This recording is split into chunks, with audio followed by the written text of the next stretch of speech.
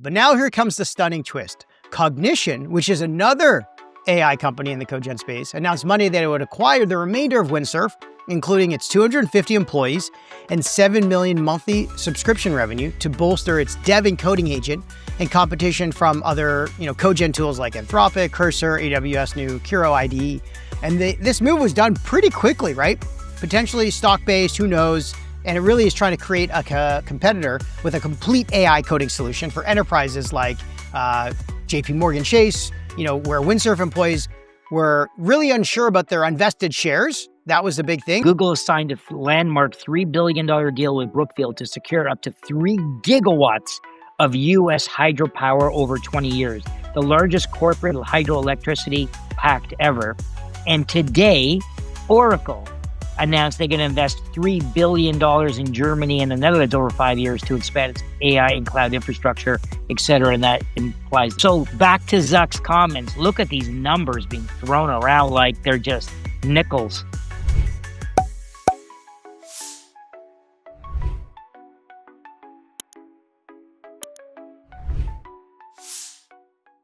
All right, John, welcome back to the tank. We've got so much to cover. It's actually quite crazy. But I think the first thing we have to jump into right away is the fact that the tech industry was thrown into an absolute frenzy over the first thing that happened at the beginning, which was the collapse of OpenAI's $3 billion deal to acquire Windsurf, which was a competitor to Cursor, basically known for its innovative agentic coding technologies, what they call code generation.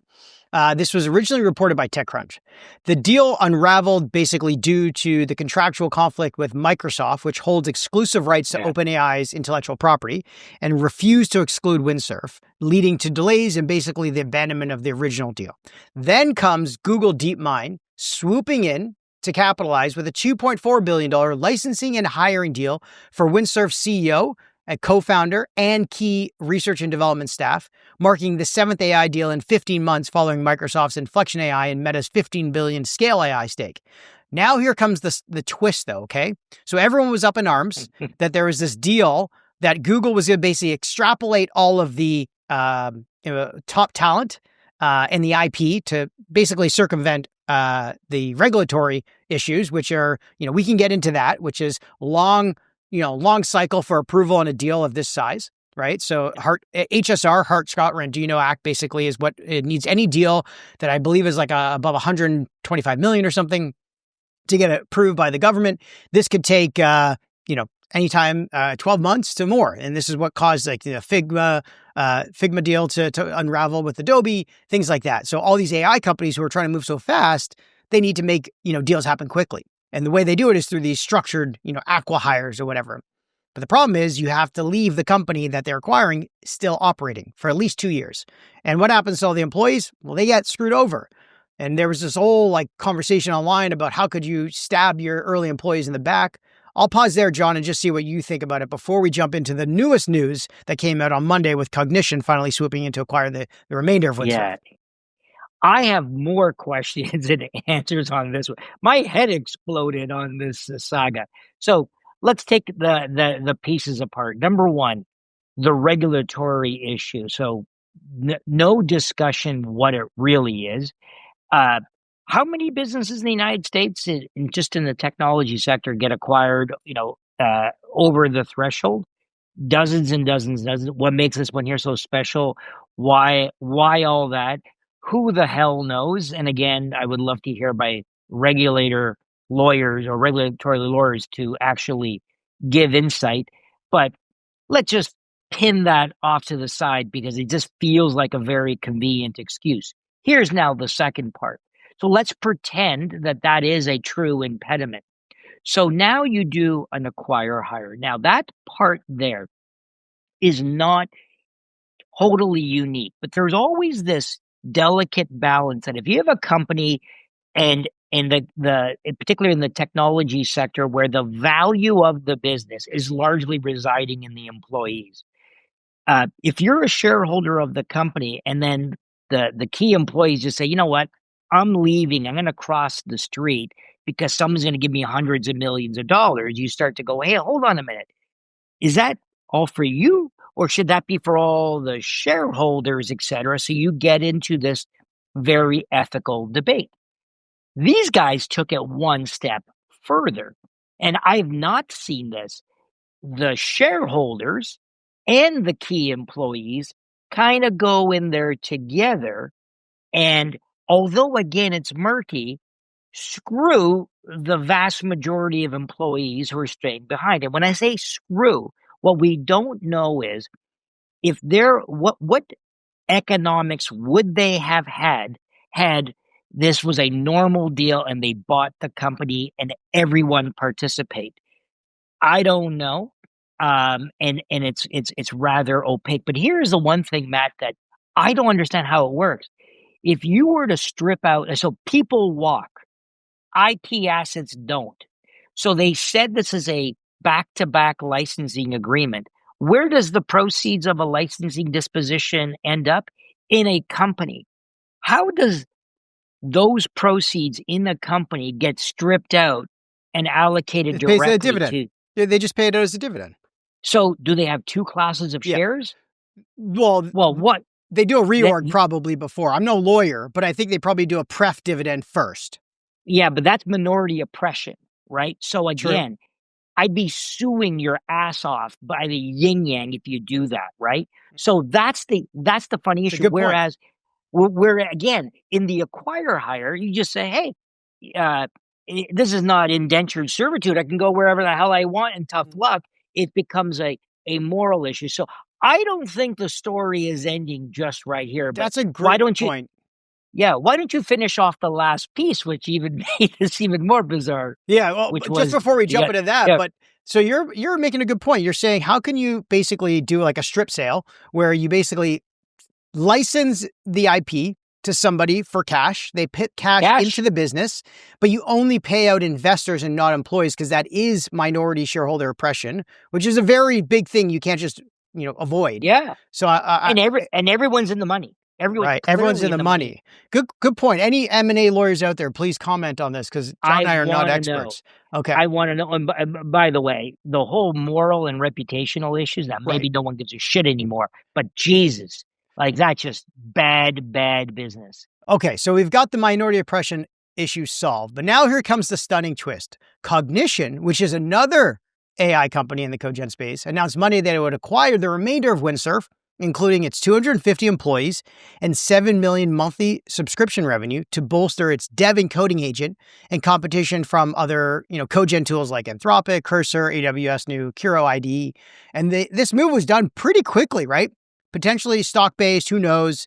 And it really is trying to create a competitor with a complete AI coding solution for enterprises like JP Morgan Chase, where Windsurf employees were really unsure about their unvested shares. That was the big thing. They're now being fully vested and taken care of. So Cognition comes to the rescue in this incredible saga. But I mean, this happened so fast. And I'm just so curious, like, how fast did Cognition's team get on this when they saw it all blowing up on Twitter? And two, how did they get all the employees to say yes? Because they must have had to do a carve out because what I read was that Google DeepMind was putting cash into the shell business of Windsurf to let it operate. That those employees were basically, getting paid pretty good salaries, for the next 2 years to keep it operational. So do they get to keep that plus, the buyout from Cognition? Probably. Well, I think the 100 million of cash is sitting in the company. It just increases the enterprise value of the shares that you now hold. But again, what we don't know is what is the Cognition deal. Let's just pretend that's a share for share exchange. Well, what's the exchange ratio on there, right? Did they really get ratcheted down? Who knows? The one thing that was kind of interesting is that the one competitor that many of those employees did say that they were concerned about was Cognition. So they seem to be happy on that. But it totally makes sense here. I think, Matt, we're going to hear something else further drop on that. I think we will. We did hear something else, unlikely to hear this type of headline coming out on the Information's podcast. But did you see the news that Mark Zuckerberg announced in terms of the reason why people are jumping over to superintelligence team? Oh, no way. So he is basically attracting AI talent because of the amount of money he's basically willing to throw at these superclusters. Yes. Unlimited GPU access with no constraints. Because what he's basically claiming is that researchers, all they want to do is have free reign on all the GPUs they can train on and no constraints on what they have to do in terms of their scope at working at a company. So those are the two things he saw were their biggest blockers for the researchers. And now he's saying, look, you have as much GPUs as you want, and you have no scope in terms of what you're trying to be responsible for, besides your own little fiefdom probably inside of Meta. Oh, plus reminder that you're getting paid $500 million to come join us. Yeah. So I'm your boss. So it was interesting. So number one, that comment was a veiled threat at OpenAI and xAI because they've got to go and raise capital, unlike Facebook, Google. I mean, maybe it's a veiled threat also at Anthropic. So you're exactly right. That was number one. Number two, I don't know if you read in the details there, and they said it's not confirmed. And if this happens, I told you Zuckerberg, these are desperation shots because he missed the boat with his whole obsession with the metaverse. They may revert back from their open source and make it a closed system. So they're considering that. And it says it's not confirmed yet. But if that's the case, do you remember Zuck's grand statements, which, by the way, I actually agreed with, saying this shouldn't be owned by anyone unless it's him. And so if that becomes true, keep an eye on that. Was the one distinguishing feature compared to all of the other major competitors. Yeah, it definitely feels like him and Elon are pushing the limits in terms of how much energy do you need, independent, grid kind of creation. They're doing this thing called Bring Your Own Power, BYOP. Which is, allowing data centers like Meta's Hyperion and xAI's, Memphis facility to achieve grid independence, basically using microgrids, addressing the rising power cost and grid congestion and regulatory scrutiny, obviously that AI and crypto consumption has by 2026. So there's a huge amount of energy being built at scale here. There's a Hyperion's data center in Louisiana is scaling to 5 gigawatts and using natural gas turbines for about 40% or so cost savings over diesel. So there's a lot of this happening on the side in the real world beyond what's happening, online in terms of the race for talent. And Matt, did you hear today? Google signed a $3 billion deal with Brookfield. No, so did not see that. Today, Google has signed a landmark $3 billion deal with Brookfield to secure up to 3 gigawatts of U.S. hydropower over 20 years, the largest corporate hydroelectricity pact ever. And today, Oracle announced they're going to invest $3 billion in Germany and the Netherlands over 5 years to expand its AI and cloud infrastructure, et cetera. And that implies, so back to Zuck's comments, look at these numbers being thrown around like they're just nickels.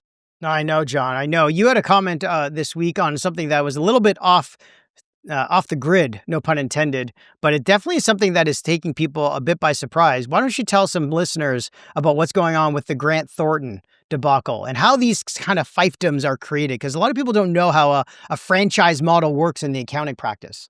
Yeah, I mean, I learned the absolute hard way. I was a young global partner of Arthur Andersen when it blew up, and we were told it was one single firm around the world, but you can't have these cross-border partnerships. And what you start to understand is that these partnerships globally are very, very tenuous.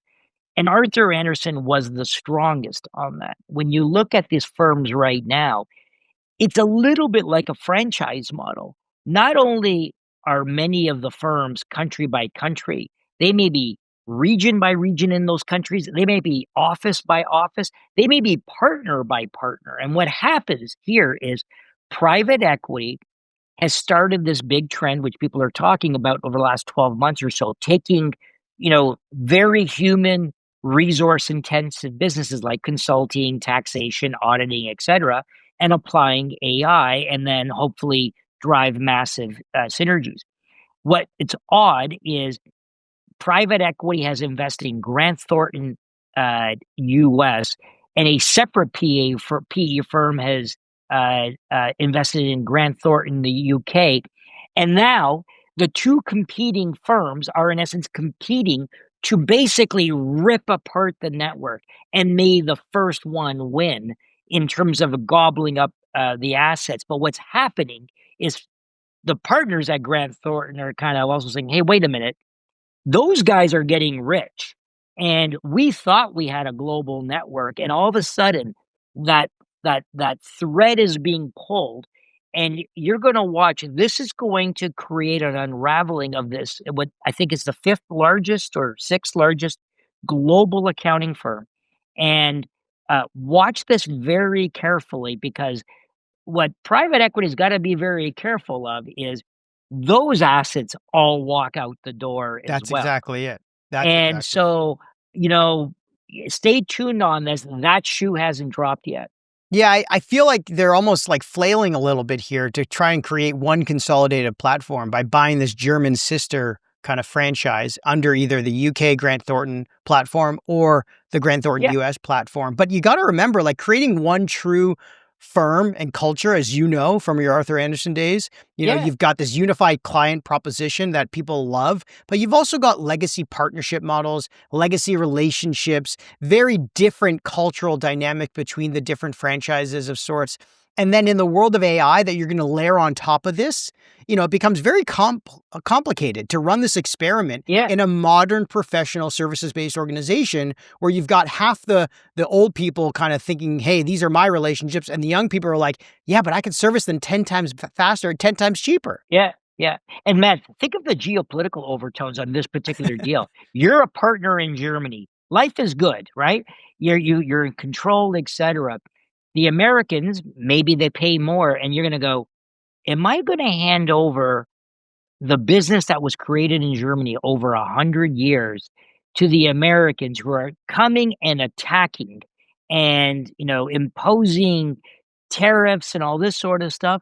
Like, talk about sovereignty and control. You're going to watch that sovereignty and control issue starting to be a consideration for private businesses as well. It's super interesting. I just want to kind of switch gears here because the IPO market is still hot and feverish here. We've got more blockchain IPOs and crypto companies looking to go public after we've got the Circle 8X return in the public market. So Yeah. you've got, more S1s being filed here.